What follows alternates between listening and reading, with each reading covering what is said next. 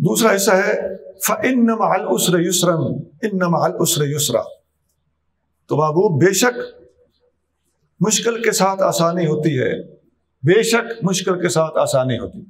یہ بات اللہ تعالیٰ نے 2 بار بیان فرمائی ہے، اس کی اہمیت کے پیش نظر۔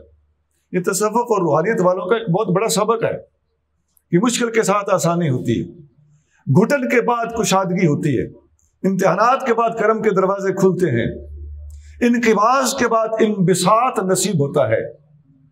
صوفیاء کی ایک اصطلاح ہے قبض اور بسط، تو قبض کے بعد بسط ہوتی ہے۔ جتنی زیادہ کسی کو انقباض کی کیفیت شدت کے ساتھ یا طویل عرصے تک طاری رہتی ہے، اتنی ہی زیادہ شدت کے ساتھ اس کے اوپر بسط بھی طاری ہوتی ہے۔ حدیث شریف میں آتا ہے، نبی کریم صلی اللہ علیہ وآلہ وسلم نے فرمایا افضل العبادت انتظار الفرج، سب سے افضل عبادت یہ ہے کہ کشادگی کا انتظار کیا جائے۔ گھٹن کے دنوں میں اللہ کی رحمت کے دروازے کھلنے کا انتظار کرنا اور شدت سے انتظار کرنا، یہ سب سے بڑی عبادت ہے۔ یہ حدیث جامع ترمذی میں ہے اور حدیث نمبر 3571 ہے، 3571۔ اور اللہ والوں کا یہ طریقہ ہے کہ جب اللہ سے کچھ درخواست کرتے ہیں، دعا کرتے ہیں، تو دعا کو منوانے کا طریقہ یہ ہوتا ہے کہ اس دعا کی قبولیت کا انتظار شدت سے کیا جائے۔ دعا مانگ کے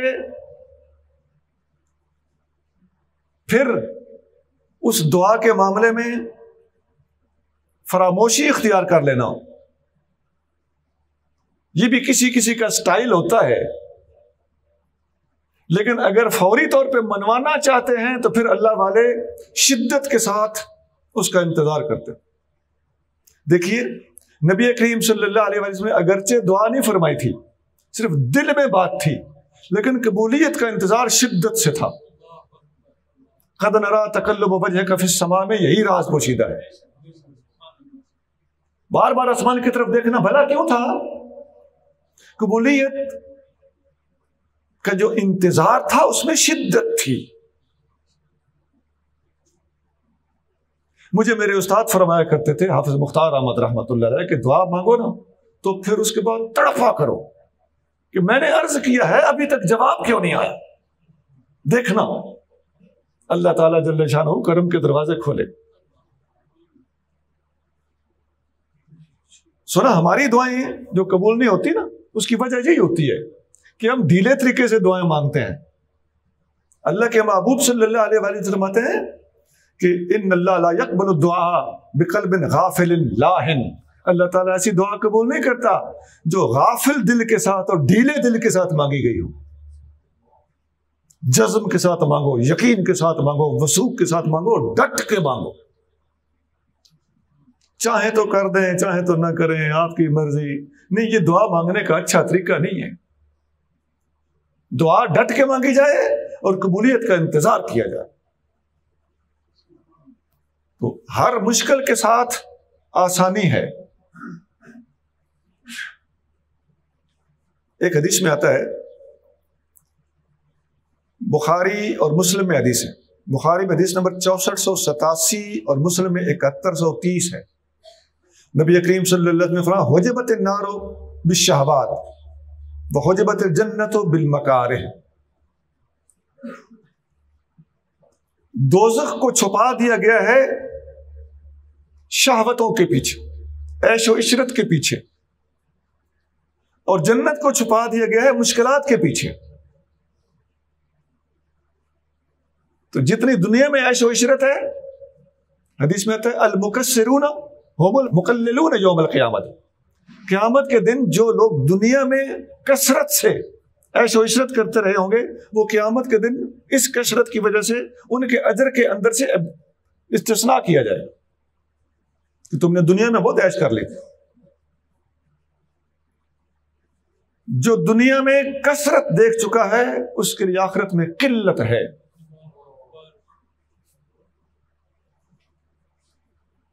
سنا غریب آدمی پر اللہ کا بڑا کرم ہوتا، غریب آدمی زیادہ تر دیندار ہوگا، مظلوم آدمی کی آہیں اللہ تعالیٰ بہت جلدی سنتا ہے۔ بخاری میں حدیث ہے، ایاک ودعوۃ المظلوم، اتق دعوۃ المظلوم، مظلوم کی آہوں سے ڈر، فإنہ لیس بینہا وبین اللہ حجاب، مظلوم کی آہ میں اور اللہ میں کوئی پردہ نہیں ہوتا، وہ سیدھی اللہ کے پاس پہنچتی۔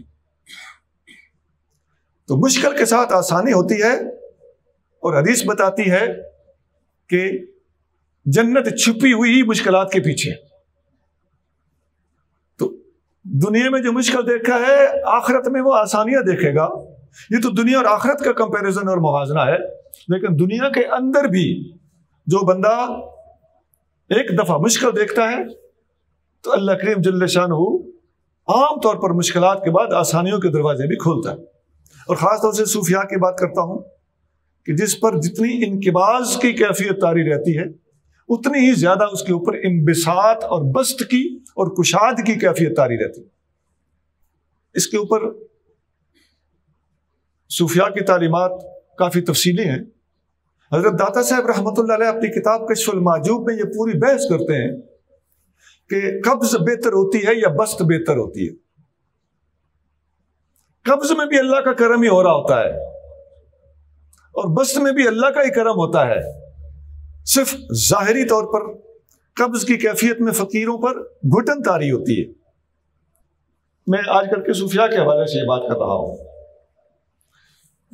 صوفیاء پر قبض کے دنوں میں مراقبے کے اندر مسائل ہوتے ہیں، مالی معاملات میں مشکلات ہوتی ہیں، طبیعت کے اندر اضمحلال ہو سکتا ہے، کہیں دنیا میں دل نہ لگے ایسا بھی ہو سکتا ہے، ایک انجانی سی پریشانی اور ٹینشن طاری ہو سکتی ہے، دل نہیں لگ رہا۔ بعض فقیر اپنے آپ سے بھی پوچھتے ہیں کہ تم چاہتے کیا ہو؟ دل سے پوچھتے ہیں کیا چاہتے ہو، کیوں پریشان ہو؟ کچھ کھانا چاہتے ہو؟ دل کہتا ہے نہیں۔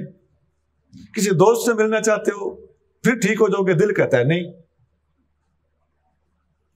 کسی جگہ سیر کرنے کو چلے جائیں، ٹھیک ہو جاؤ گے، دل کہتا ہے نہیں۔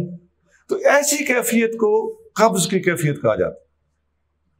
اس کو ٹھیک کرنے کا طریقہ استغفار ہے، اور نبی کریم صلی اللہ علیہ وسلم پر درود شریف ہے، یا جدھر سے پانی آتا ہے اوپر کا علاقہ، ہمارے ساتھ استاد لفظ بولتے تھے، اوپر کے علاقے کا چکر لگاؤ، پہاڑ کا چکر لگاؤ، دریا کے کنارے پہ چلے جاؤ، جدھر سے پانی آ رہا ہے ادھر کو چلنا شروع کر دو۔ جس طرح موسیٰ علیہ السلام حضرت خضر علیہ السلام سے ملنے گئے تھے تو پانی کی اپوزٹ سائڈ پہ انہوں نے ٹریول کیا تھا۔ تو یہ طریقت والے فقیروں کے لیے عام نقطے ہیں کہ قبض کی کیفیت کے اندر اگر آپ افاقہ چاہتے ہیں اور بسط چاہتے ہیں تو استغفار، نبی کریم صلی اللہ علیہ وآلہ وسلم پر درود پاک، اور مشرق کے علاقے کا، اونچائی کے علاقے کا، پہاڑی علاقے کا چکر لگانا فقیروں کی حالت قبض کو بہتر کر دیتا۔